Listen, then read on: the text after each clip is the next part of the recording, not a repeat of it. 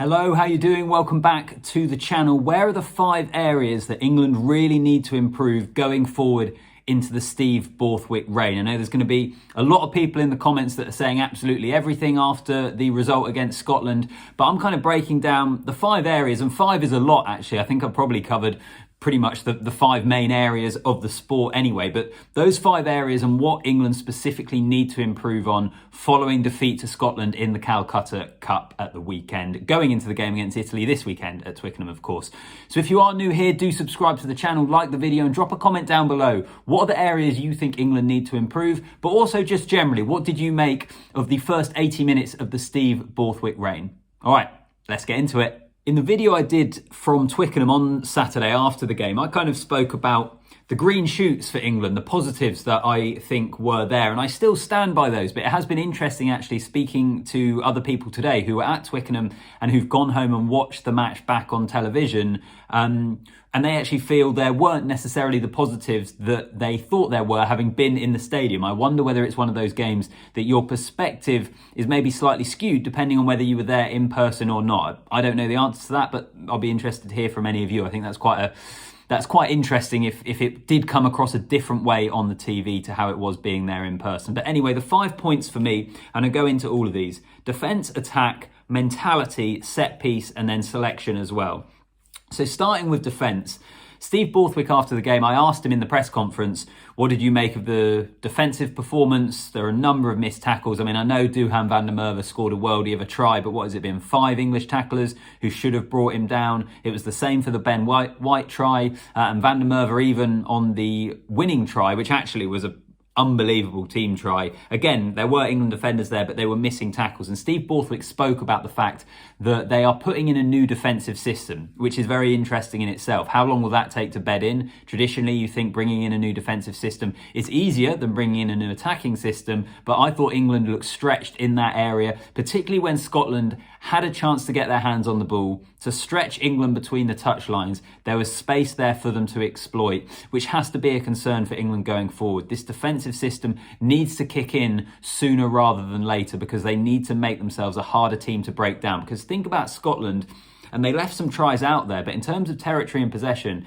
England had the Lions' share of it in that game, but it was still Scotland that were able to be so ruthless, and that's in part, in fact, it's a lot to do with credit to Scotland. It's also in part to do with England's defence, and how as soon as it was strained a little bit, I think there was a lot of opportunities to exploit. So number 2 is attack.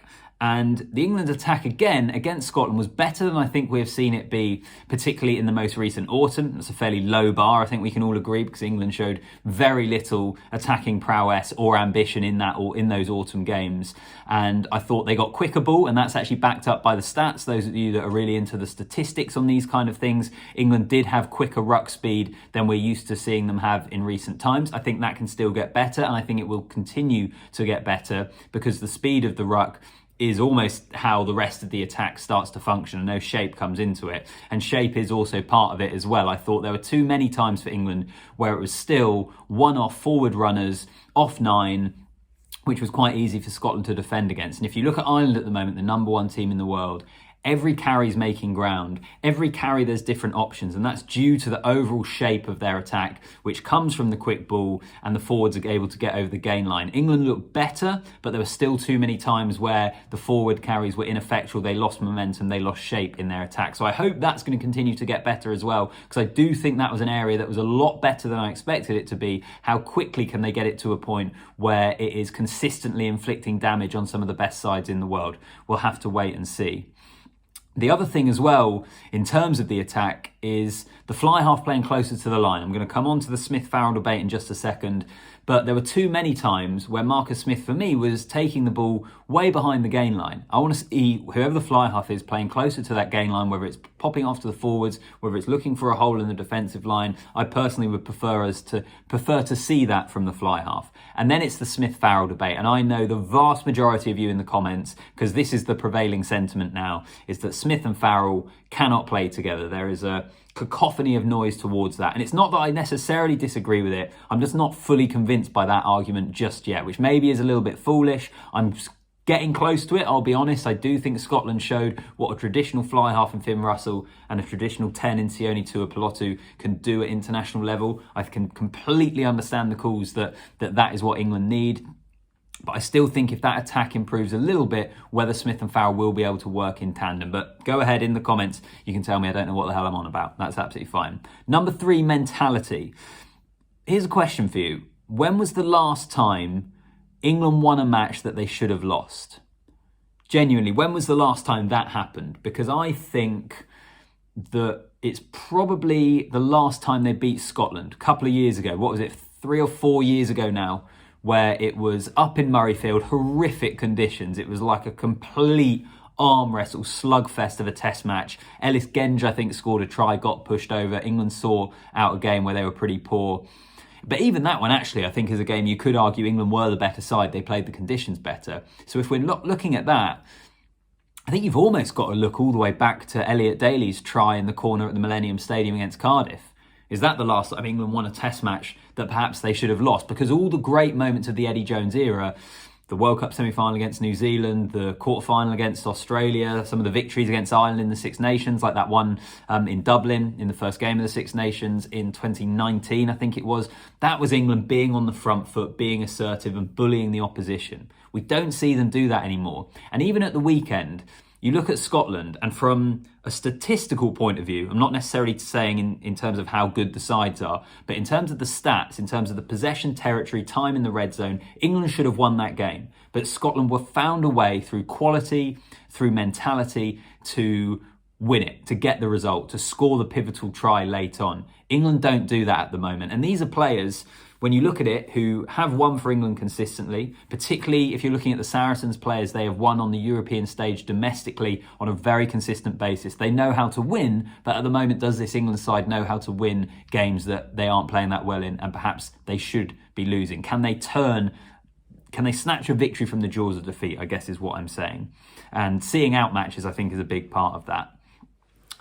Number 4, the set piece. Line out was really poor against Scotland, disappointingly so. It let them down, really. The scrum did improve, particularly, it was kind of ironic, Dan Cole came on, first scrum for England since the World Cup final, and he won a scrum penalty. So I think the scrum will continue to get better. That's going to be a real focal point for England. But the line out I still think needs to improve. That let them down, as it did in the autumn. And also the driving maul. I can't remember the last time that England had a really good performance on the back of a dominant driving maul, a traditional pillar of the English game, which is a bit of a stereotype, but let's just view it as a traditional pillar of any international rugby side that's winning. Really winning that physical contest, starting at the set piece. And Steve Borthwick, again, going back to what he said after the game, and many of you will have seen in the newspapers today, the headline of Borthwick basically saying that the England side he's inherited aren't good at anything. And what he means by that, if you look at all the main categories, whether it be scrum, line out, speed of ruck ball, all those different categories amongst tier 1 nations, England aren't anywhere near the top of any of them.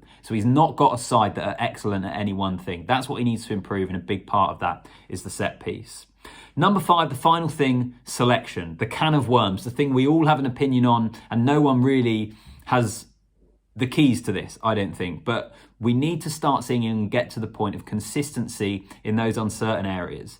The second row, I think now, we've tried to see Eddie Jones bring in, it was Dave Ribbons, wasn't it? One of the players that came in the autumn. But finding who that second row is in the squad, if it's going to be Maro Itoje and Johnny Hill, or some people even saying Itoje's form means he should drop out of the squad. I thought Chesson played well. I like what I've seen from Dave Ribbons. I think England are moving towards finding who those guys are, but that's an area. The back row as well. England have so many good options.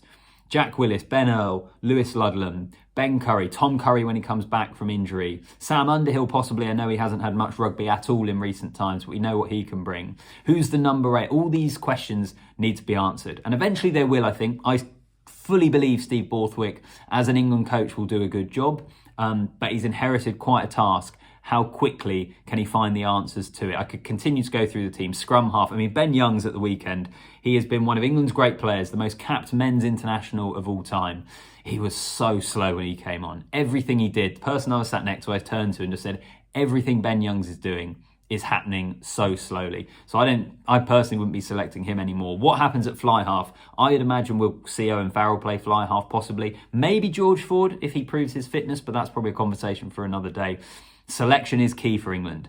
We know they've got a lot of personnel, but who are the best people to be naming on a regular basis to get that consistency at international level?